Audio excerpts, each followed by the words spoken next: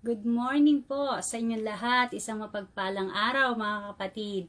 Napakabuti po ng ating Panginoong Diyos at binigyan niya tayo ng pagkakataon na bumangon para sa bagong araw ng ating mga buhay. At salamat po sa kanyang biyaya at mayamang grasya na tinatanggap natin sa araw-araw. Mapalad po tayong mga believers o mananampalataya at nagtitiwala sa ating Panginoong Diyos at binigyan niya tayo ng gift of giving na tayo po ay makapagbigay at tinuruan po niya tayo maging generous sa bawat kapatid o sa bawat taong nangangailangan ng tulong. Ngunit may mga nagsasabing, paano ako makakapagbigay o makakatulong kung wala naman akong pera, wala akong maibigay? Paano naman ang aking mga pangangailangan? Wala akong kabuhayan, mahirap lang ako. Yan po ang ilang kasagutan ng mga taong nahihingan ng tulong. Ngunit may isa po akong katanungan sa inyo mga kapatid. When is the right time to give? Kailan nga ba ang tamang oras ng pagbibigay?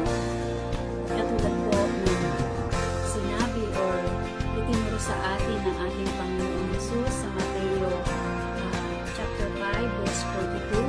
Ang sabi ko dito, bigyan mo ang nanghihingi sa iyo at huwag mong tanggihan ang nanghihiram sa iyo. Amen. At lagi po natin tatandaan mga kapatid na ang Diyos ang nagbibigay para sa lahat ng ating mga pangangailangan.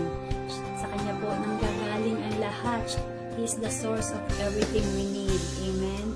Siya po ang nagbibigay ng binhi at tinapay at binibigyan niya po tayo ng kakayahan at malaya tayo makapagbigay o makapagbahagi ng tulong sa ating mga kapatiran na nangangailangan.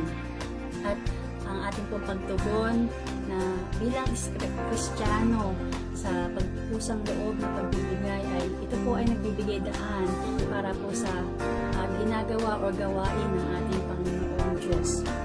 At ang ating pong pagtulong ay gawin po natin hindi lamang po isang obligasyon. Sa halip, ito po ay gawin natin isang inspirasyon na tayo po ay makapaghimok na magkaroon po ng desire or willingness to tayo po makapag-share ng ating mga tulong o ating mga blessings sa lahat ng tao na nangangailangan.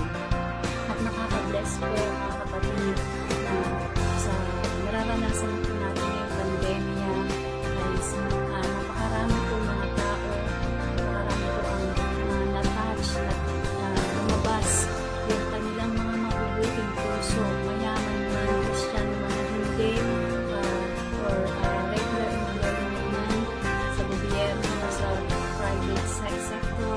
Talaga naman po na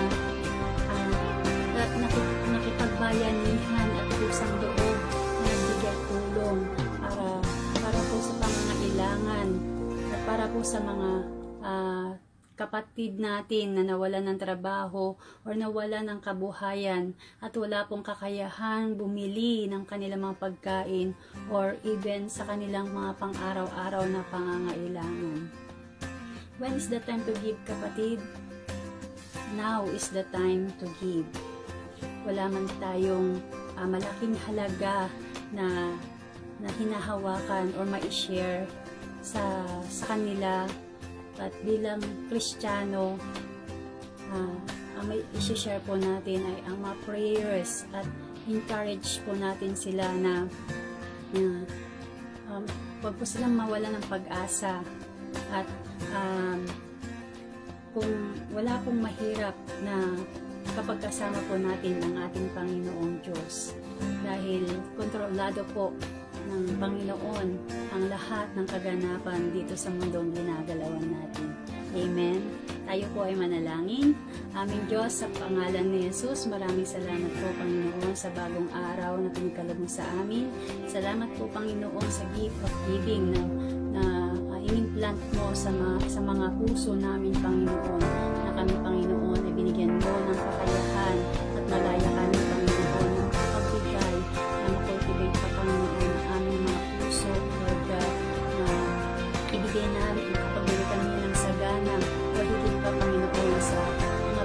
blessings na tinatanggap namin. Salamat po, Panginoon, higit Lord, dahil kami po ay makapagbibigay ng para sa inyong kaharian, Panginoon. Salamat po sa iyong katapatan, sa iyong pagmamahal, at salamat po, Panginoon, na sa amin, sa bawat pagbibigay ng Panginoon, ay nag-glorify ka, O Lord God, at napupuri ka, Panginoon.